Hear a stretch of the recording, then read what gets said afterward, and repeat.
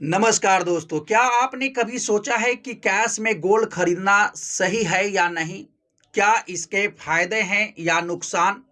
तो आज इस वीडियो में हम आपको बताने जा रहे हैं गोल्ड खरीदने के सही तरीके और कैश में गोल्ड खरीदने का नुकसान और फायदा। तो वीडियो को अंत तक जरूर देखिए। तो सबसे पहले हम बात करते हैं कि आखिर गोल्ड में निवेश क्यों जरूरी है। तो देखिए, गोल्ड केवल जो है ज्वेलरी नहीं है, वो केवल पहनने का साधन नहीं है, बल्कि यह एक जो है इन्वेस्टमेंट है जो आपको बुरे समय में काम देता है। गोल्ड जो है एक इमरजेंसी फंड और महंगाई से बचाव का भी एक साधन है। लेकिन अब सबसे बड़ा सवाल ये आता है कि आपको गोल्ड जो है कैश में लेना चाहिए या ऑनलाइन लेना चाहिए या बैंक से लेना चाहिए। तो देखिए, यदि आप गोल्ड जो है कैश में लेते हैं तो इसके भी कुछ फायदे हैं तो कुछ नुकसान भी हैं। इसका फायदा ये है कि जब भी आप कैश में गोल्ड लेते हैं तो आप सीधे ज्वेलरी के पास जाते हैं, पैसे देते हैं और जो है आप गोल्ड लेते हैं।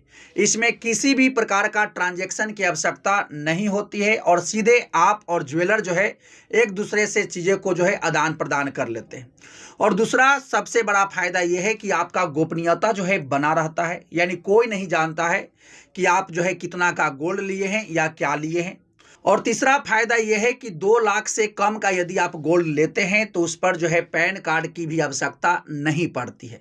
लेकिन अब यहाँ पर ध्यान देने वाली बात यह है कि जब कभी भी आप 2 लाख से ऊपर का गोल्ड लेते हैं तो उस कंडीशन में आपके ऊपर जो है इनकम टैक्स डिपार्टमेंट का भी नज़र होता है। और जब कभी भी आप 2 लाख से ऊपर का गोल्ड लें तो उसका रसीद जरूर लीजिए, ताकि जो है जब कभी आपसे पूछा जाए कि आपके पास ये गोल्ड कहाँ से आया, ताकि उसका प्रमाण जो है आप दे सकें। और रसीद लेना इसलिए भी ज़रूरी है कि आप जहाँ से गोल्ड ले रहे हैं तो आपको गलत सोना न मिले, आपको सही गोल्ड मिले। नहीं तो ऐसा भी हो सकता है कि आपको यानी ओरिजिनल सोना न दे करके डुप्लीकेट सोना दे दिया जाएगा। और जब कभी भी आप जो है गोल्ड लेते हैं तो उससे जरूर बिल लेना चाहिए ताकि आपके पास प्रमाण हो।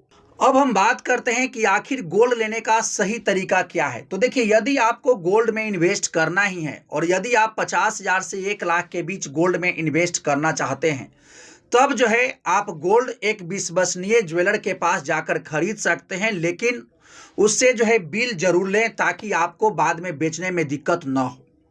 और यदि आप जो है 2 लाख से ऊपर का यदि गोल्ड में जो है निवेश करना चाहते हैं तो इस कंडीशन में जो है आप फिजिकल गोल्ड न लेकर के जो है आप डिजिटल गोल्ड ले सकते हैं।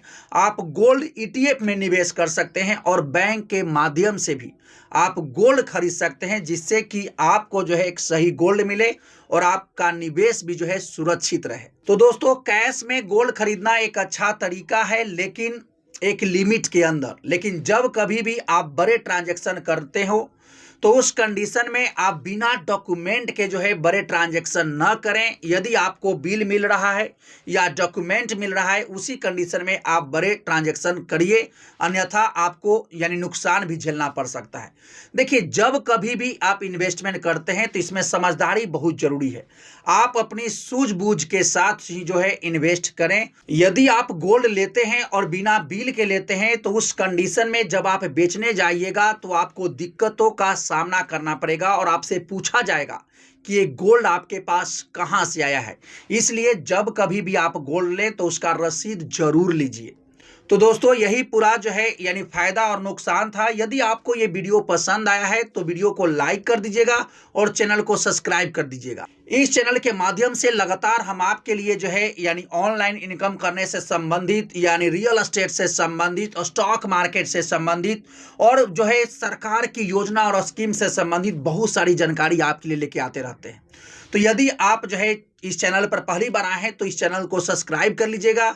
और यदि आप हमारे पुराने सब्सक्राइबर हैं तो आपको कोटि कोटि धन्यवाद। तो चलिए मिलते हैं नेक्स्ट वीडियो में नेक्स्ट अपडेट के साथ। तब तक के लिए thank you, best of luck, जय हिंद, जय भारत।